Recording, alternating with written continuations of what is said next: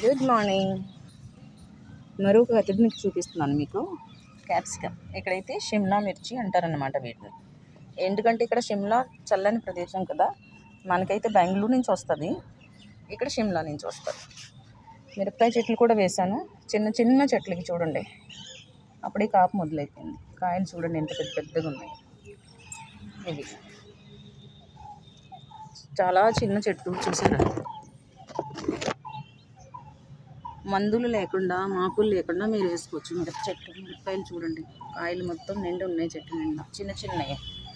చూపిస్తాను చూడండి, ఒక జాన మొక్క ఇదంతే, ఒక జాన లేక జానా బెత్తుడు మొక్క, దీని నిండా కాయలే. చిన్న చిన్న చెట్టుకి క్యాప్సికమ్ చూడండి.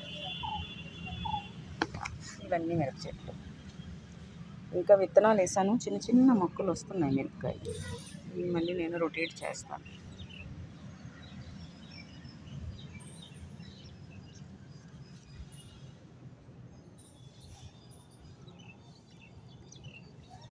గుడ్ మార్నింగ్, ఎలా ఉన్నారు మీరంతా? ఈరోజు కిచెన్ గార్డెన్కి వచ్చాను. చూడండి, బీట్రూట్స్, ఇక్కడ చుకుందర్ అంటారు వీటిని, హార్వెస్ట్ చేశాను. చూడండి ఎంత పెద్ద పెద్దగా ఉన్నాయో. ఇవి ఫుల్ ఆర్గానిక్, దీంట్లో ఒక కెమికల్ కానీ ఒక పెస్టిసైడ్ కానీ ఏమీ లేదు. ఇదండి ఈరోజు హార్వెస్టింగ్. ఎలా ఉన్నాయి మరి? ఇది మన హెల్త్కి చాలా మంచిది. ఎవరైతే బ్లడ్ తక్కువగా ఉందో, మందుల వల్ల కూడా పెరగట్లేదో, వాళ్ళు డైలీ ఒక బీట్రూట్ని సాలెడ్ రూపంలో తీసుకుంటే తొందరగా మన బ్లడ్ పెరిగే అవకాశం చాలా ఎక్కువ, తొందరగా రక్తం పెరుగుద్ది అనమాట. దీనివల్ల మందుల కంటే ఇది చాలా బెటర్.